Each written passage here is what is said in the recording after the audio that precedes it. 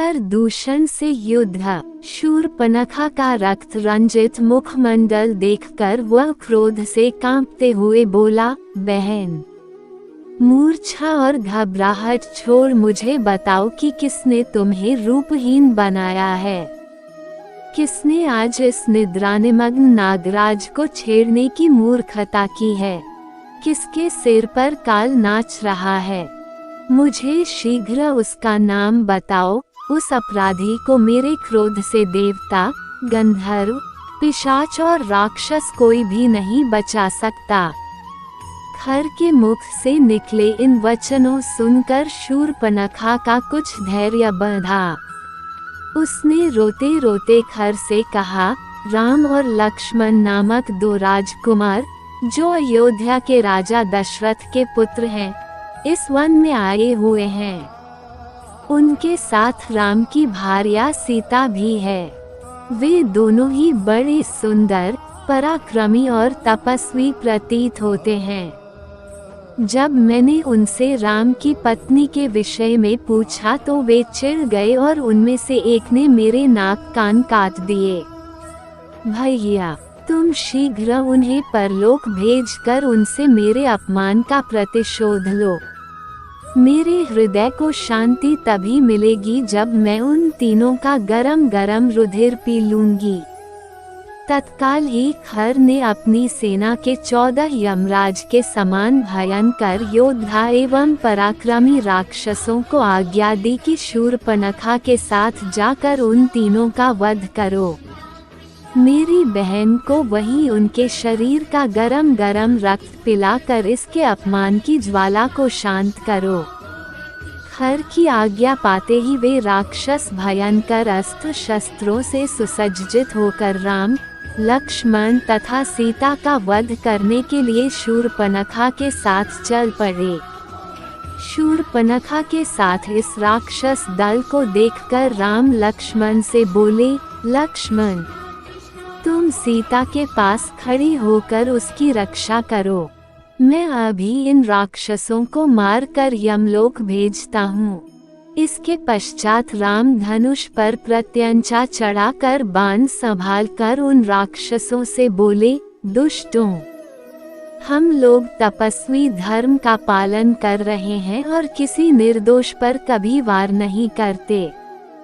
तुम सब पापात्मा तथा ऋषियों का अपराध करने वाले हो। उन ऋषि मुनियों की आज्ञा से ही मैं धनुष बाण लेकर तुम लोगों का वध करने आया हूँ। तुम्हें यदि अपने प्राणों से प्रेम है तो वापस लौट जाओ। उन राक्षसों ने एक साथ राम पर अपने शस्त्रों से आक्रमण कर दिया। प्रत्युत्तर में राम ने एक साथ 14 बाण छोड़े, जिन्होंने उनकी छातियों में घुसकर उनके प्राणों का हरण कर लिया। वे भूमि पर गिरकर तड़पने लगे और मृत्यु को प्राप्त हुए। सभी राक्षसों के इस प्रकार मर जाने पर शूर्पणखा रोती बिलखती खर के पास जाकर बोली, उन सब राक्षसों का अकेले राम ने ही वध कर डाला। वे सब मिलकर भी उसका कुछ न कर सके। मुझे तो प्रतीत होता है कि तुम महासम में सबल होने के बाद भी राम के सामने युद्ध में नहीं ठहर सकोगे। यदि तुम स्वयं को शूरवीर समझते हो तो तुम अपनी संपूर्ण शक्ति लगाकर उससे युद्ध करो।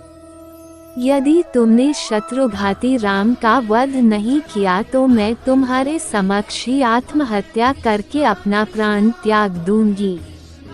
शूर्पणखा के द्वारा इस प्रकार तिरस्कृत होने पर खर ने क्रोधित होकर कहा, शूर्पणखे, तू व्यर्थ ही भयभीत होकर आत्महत्या करने का प्रलाप कर रही है।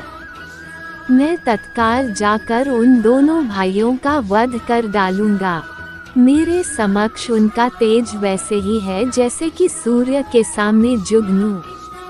तू अकारण चिंता करना त्याग दे।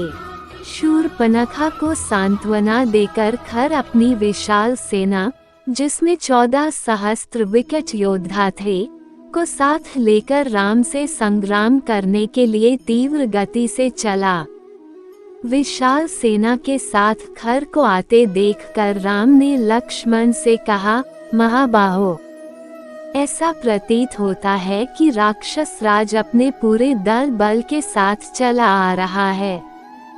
आज आर्य और अनार्य के मध्य संघर्ष होगा और निस्संदेह आर्य की विजय होगी। तुम सीता की रक्षा के लिए उसे साथ लेकर शीघ्र ही किसी गुफा में चले जाओ ताकि मैं निश्चिंत होकर युद्ध कर सकूं। लक्ष्मण ने तत्काल अपने अग्रज की आज्ञा पालन किया। वे सीता को लेकर पर्वत की एक अंधेरी कंदरा में चले गए। अभेद्य कवच धारण करके राम युद्ध के लिए तैयार हो गए।